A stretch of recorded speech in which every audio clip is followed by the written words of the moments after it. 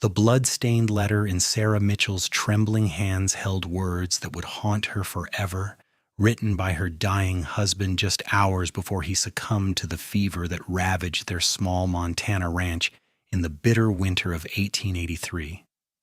Thomas had been her entire world for 3 years, and now at 24 she found herself a widow with nothing but debts, a failing ranch, and a promise she never wanted him to make.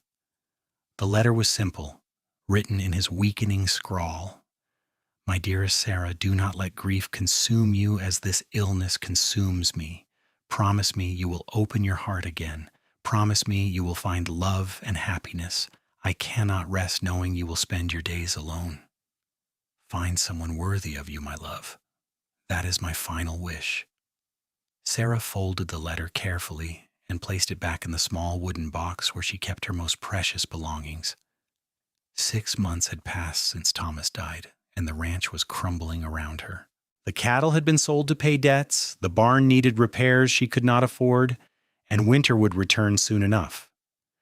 She stood at the window of their small cabin watching the summer sun set over the mountains, painting the sky in shades of orange and purple.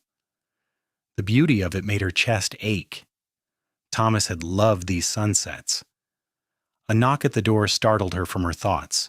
She was not expecting anyone, and visitors were rare this far from town. Sarah wiped her eyes quickly and smoothed her simple gray dress before opening the door. A tall man stood on her porch, hat in his hands, his dark hair slightly disheveled from riding. He had kind eyes, the color of rich coffee, and a strong jaw covered with a few days' worth of stubble. He looked to be in his late 20s, weathered by sun and wind, but handsome in a rugged way. "Ma'am, I apologize for the intrusion," he said, his voice deep and respectful.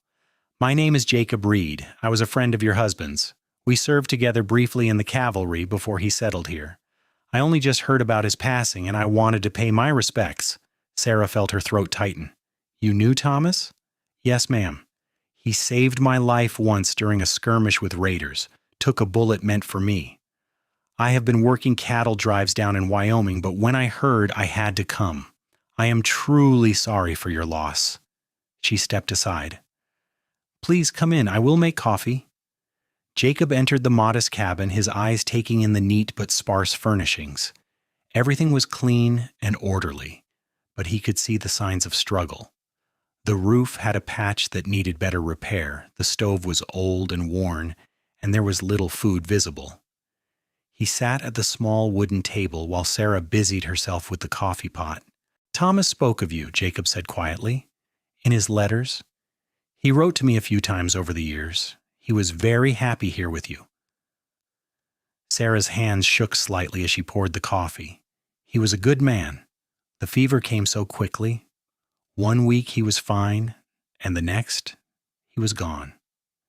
She sat across from Jacob, wrapping her hands around her own cup for warmth despite the summer heat. "I did not know he kept in touch with anyone from his military days. We were close for a time.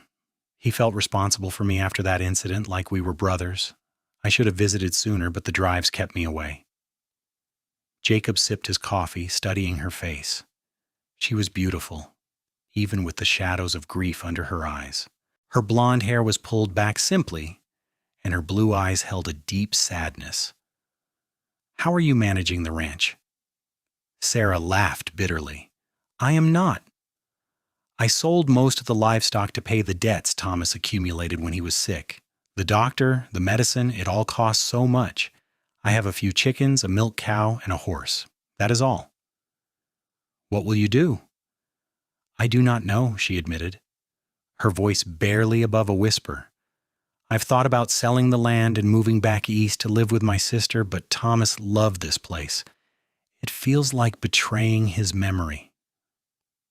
Jacob was quiet for a moment, then spoke carefully. "Thomas wrote to me about a year ago. It was his last letter. He mentioned that if anything ever happened to him, he hoped someone would look after you. He worried about leaving you alone out here." Sarah's eyes filled with tears. "He made me promise something before he died. He made me promise I would not shut myself away, that I would try to find happiness again. But how can I? It has only been 6 months, and I feel like I'm betraying him just by continuing to live. That is not what he would want, Jacob said firmly. If he was anything like the man I knew, he would want you to have a full life. He would want you to be happy. Sarah wiped her eyes. You are kind to say so, but it does not make it any easier. Jacob set down his cup and leaned forward. Mom, I have a proposition. I was planning to head back to Wyoming in a few days, but I can see you need help here. Let me stay for a while and help you fix up the ranch. Get it in proper order. No payment necessary. Consider it repaying the debt I owe Thomas for saving my life. Sarah looked at him in surprise. I cannot ask you to do that. You must have your own life, your own responsibilities. I am a drifter, ma'am. I work cattle drives in the summer and autumn, odd jobs in the winter. I have no family, no ties. A few weeks here would be no trouble, and it would give me peace knowing I helped Thomas's widow when she needed it. She wanted to refuse out of pride, but the truth was she desperately needed help.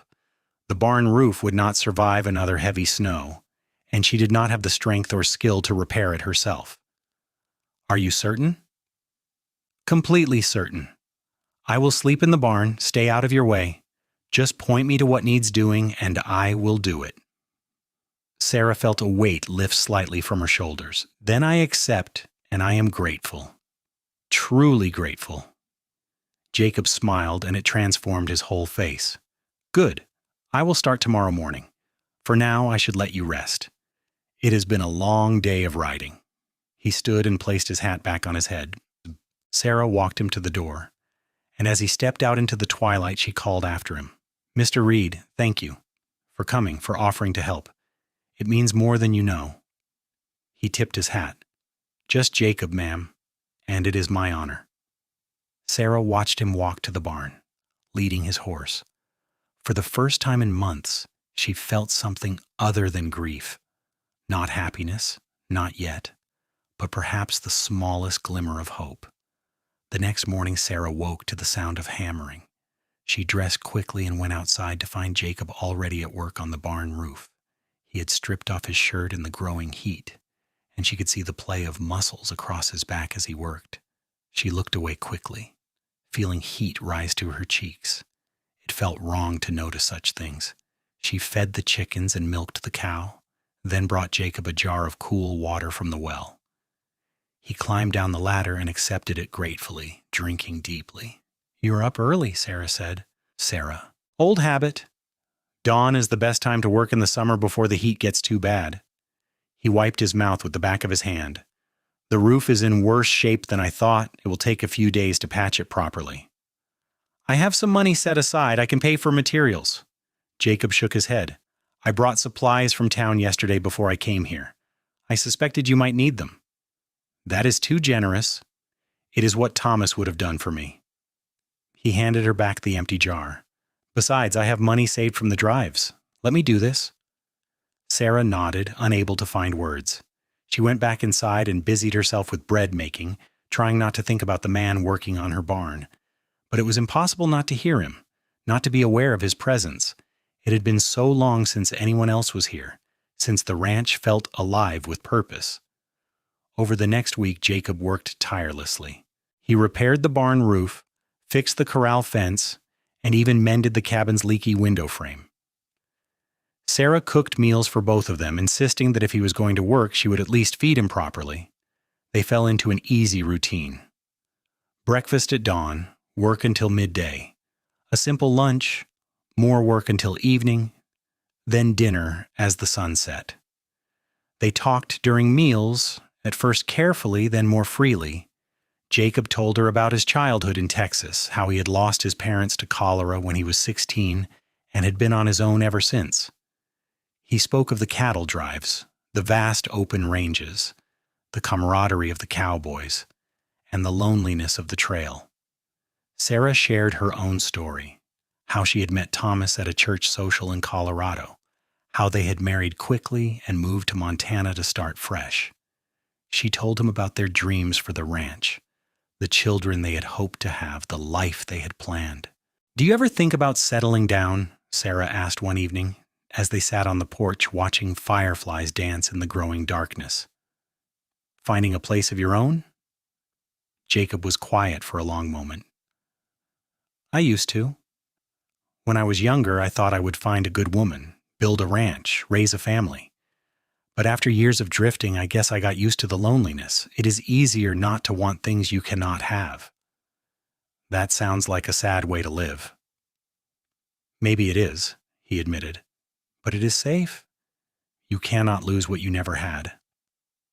Sarah turned to look at him in the dim light. "Is that really living, though, or is it just existing?" Her words struck something deep in Jacob. He had been asking himself the same question for years, but had never voiced it. "I do not know anymore." They sat in comfortable silence after that, and Sarah felt a strange sense of peace. She had not talked to anyone like this since Thomas died. It felt good to share her thoughts, to hear someone else's voice, to not be so utterly alone. 2 weeks passed, then 3. The ranch was transformed. Everything that needed repair had been fixed, and Jacob had even built a new chicken coop to replace the ramshackle one that was falling apart. Sarah found herself looking forward to each day, to the conversations over meals, to the sound of Jacob's laughter when she said something amusing. She caught herself watching him work, admiring not just his physical strength, but his patience, his kindness, his quiet competence. And then the guilt would crash over her. How could she feel this way? Thomas had been gone less than a year. What kind of wife was she to be developing feelings for another man? She would retreat into herself, become quiet and distant, and Jacob would notice but say nothing, giving her space. One evening, as they finished dinner, Jacob cleared his throat. "Sarah, I need to tell you something.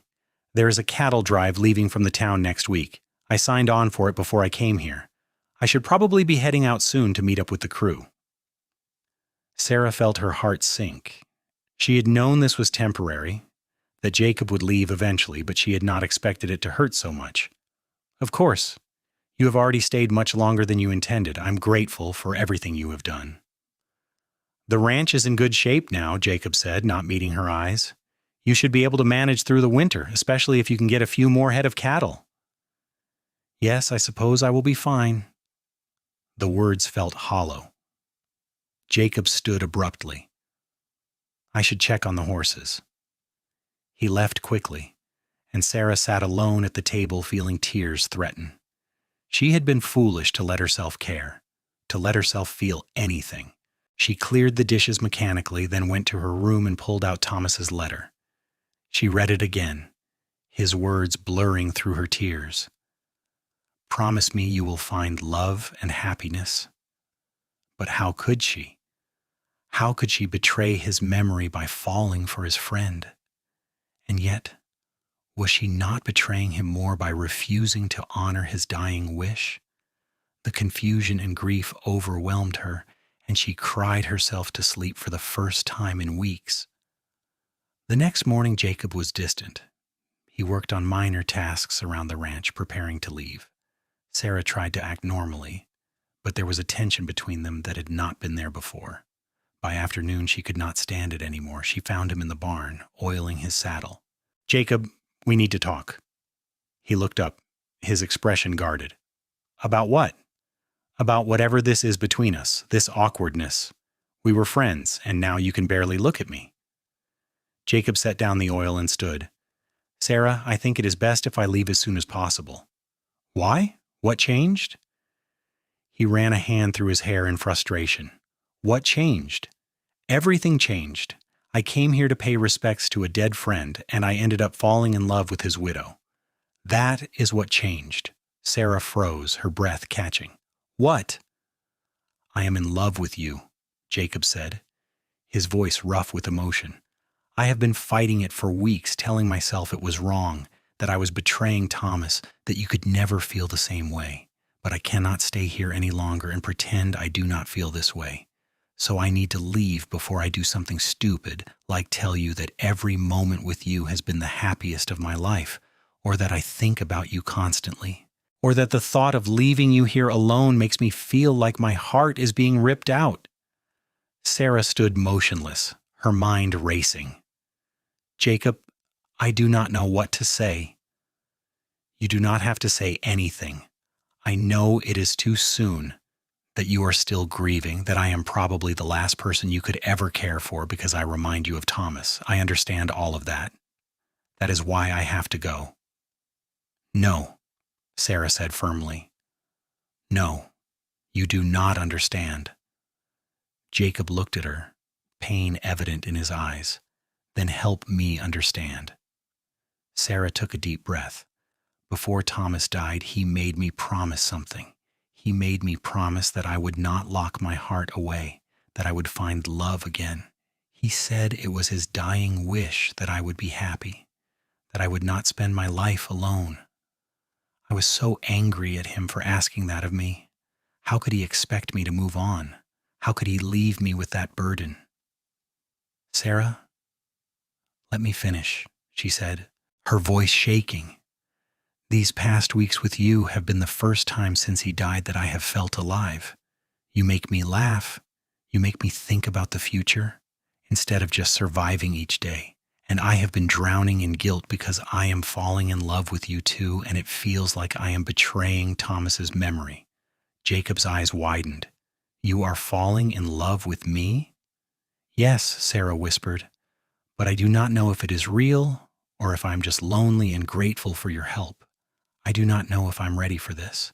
I do not know anything except that the thought of you leaving makes me want to cry. Jacob crossed the distance between them in 2 strides and took her hands in his. Sarah, look at me. She raised her eyes to his. Thomas asked you to find love again because he loved you enough to want you to be happy even after he was gone. That is the most selfless thing a man can do. He would not want you to spend your life grieving. And he sent me here. What do you mean? His last letter to me was over a year ago, but I only received it 2 months ago. It had been forwarded around as I moved from job to job. In it, he told me exactly where he had settled, described the ranch in detail, and said that if anything ever happened to him, he hoped I would check on you. He specifically asked me to make sure you were not alone. I thought it was just a friend looking out for his wife, but now I think he knew. Somehow, he knew. Sarah felt tears streaming down her face. He was trying to take care of me even after death. He trusted me to honor that promise, Jacob said softly, and I intend to if you will let me. I do not want to replace him. Sarah, I could never do that, but I want to build something new with you, something that honors his memory by making you happy. Are you sure? Sarah asked, her voice barely audible. Are you sure this is not just obligation? I have never been more sure of anything in my life. Jacob reached up and gently wiped away her tears with his thumb. I love you, Sarah Mitchell.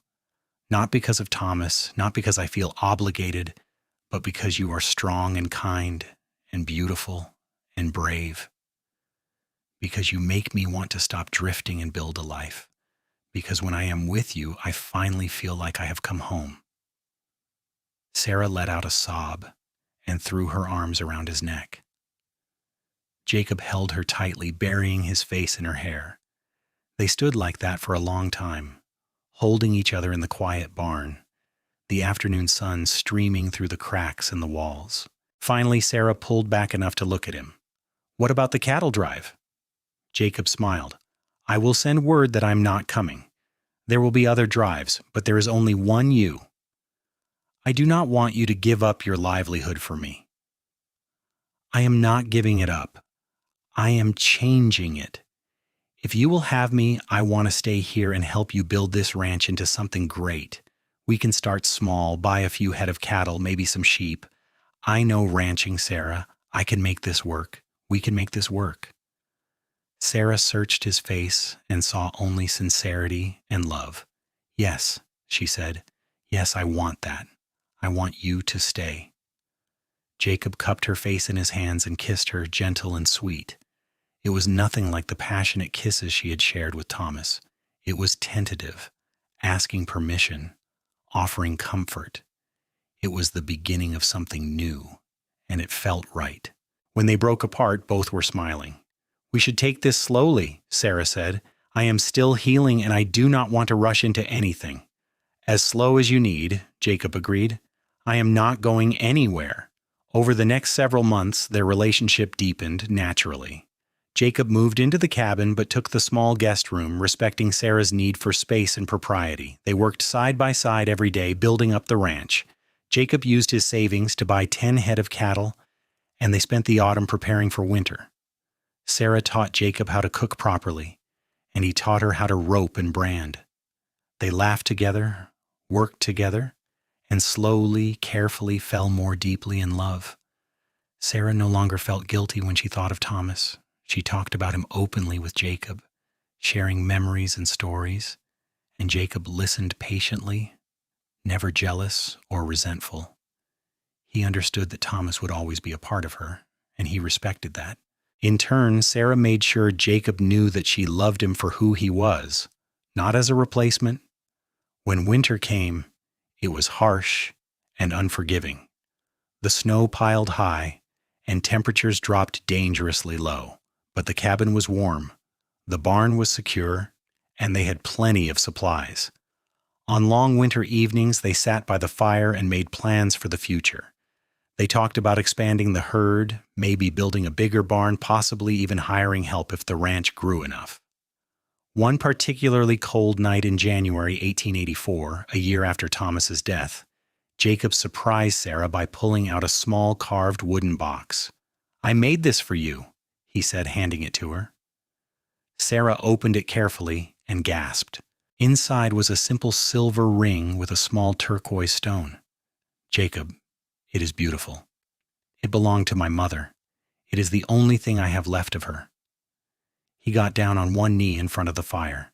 "Sarah Mitchell, I know we have only been together for a few months, but I have loved you from almost the first moment I met you. I want to spend the rest of my life making you happy, honoring Thomas's memory by keeping the promise I made to him.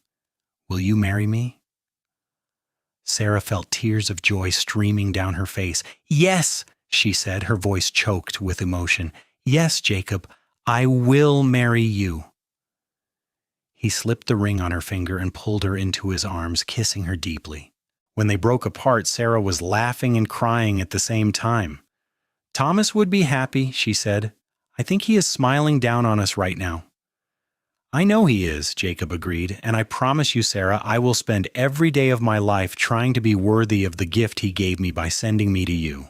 They married in the spring of 1884, a simple ceremony in the small church in town. Sarah wore a new blue dress that Jacob had bought for her, and he wore his best suit. The preacher who had buried Thomas officiated, and several of the townspeople who had known Thomas attended. It felt right to include his memory in their new beginning. After the wedding, they returned to the ranch and threw themselves into work. Jacob proved to be an excellent rancher, and under his guidance, their herd grew steadily. Sarah handled the business side, keeping meticulous records and negotiating good prices for their cattle. They made a formidable team. By the summer of 1885, Sarah realized she was pregnant. She told Jacob one evening after dinner, watching nervously for his reaction. His face lit up with pure joy, and he picked her up and spun her around despite her laughing protests. "We are going to be parents," he said in wonder. "I am going to be a father." "Are you happy?" Sarah asked, though she could see he was. Happy does not even begin to describe it.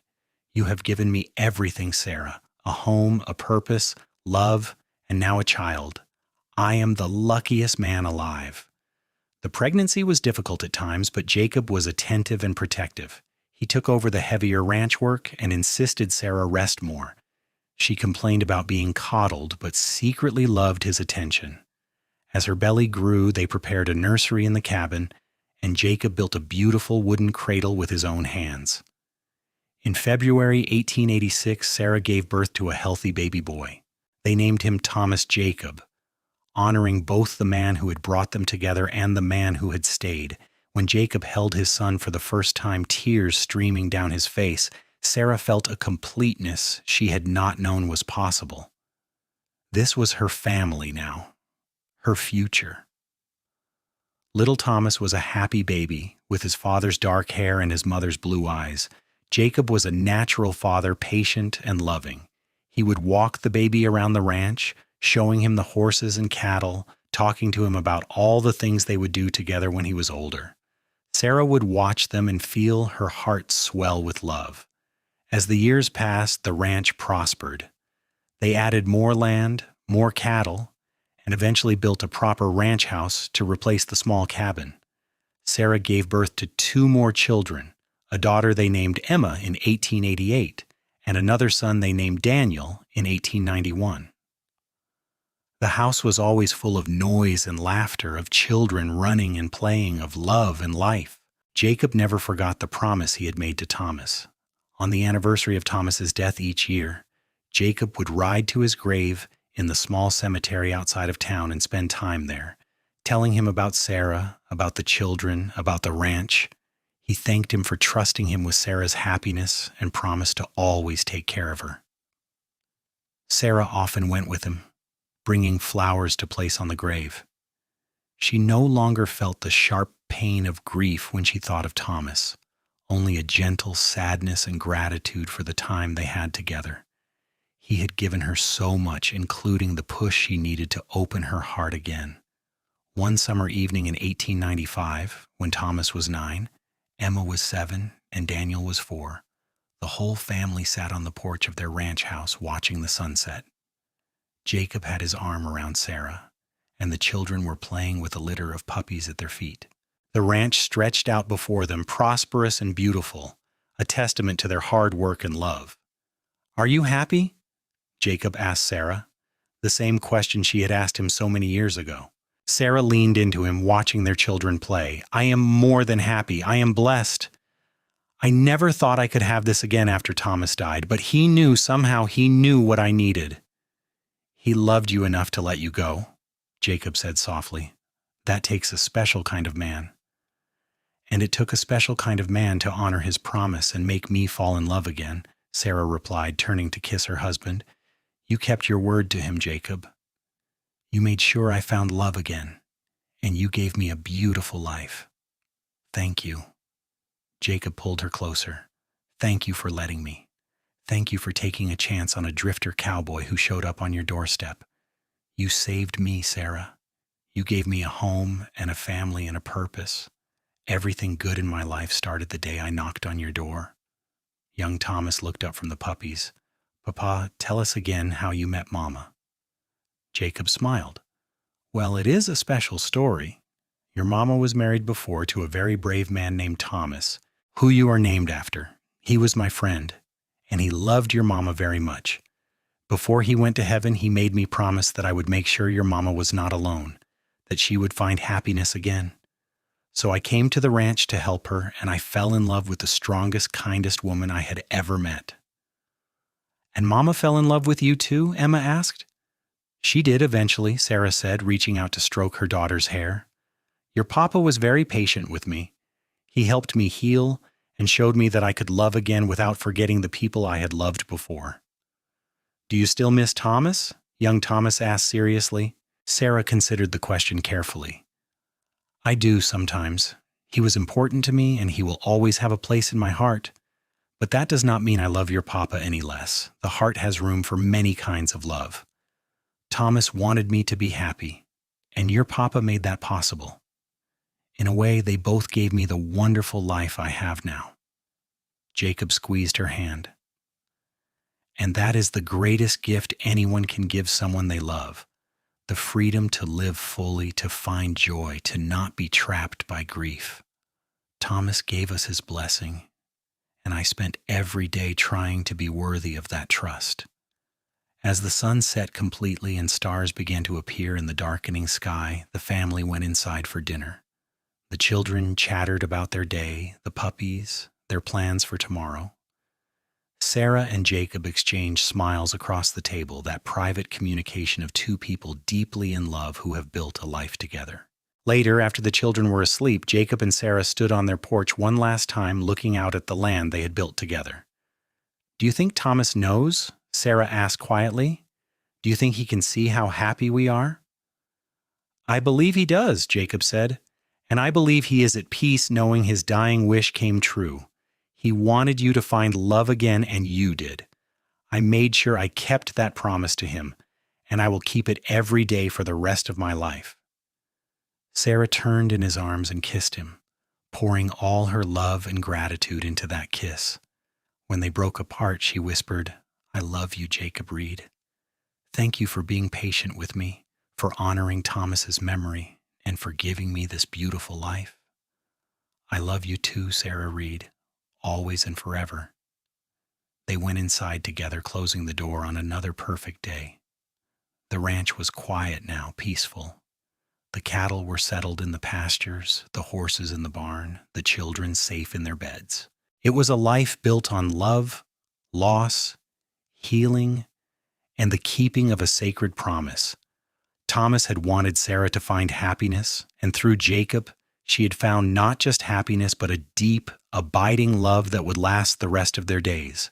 The cowboy had kept his promise to his dying friend, and in doing so had found his own redemption and joy. Their story was one of second chances, of honoring the past while embracing the future, and of love that transcends even death itself.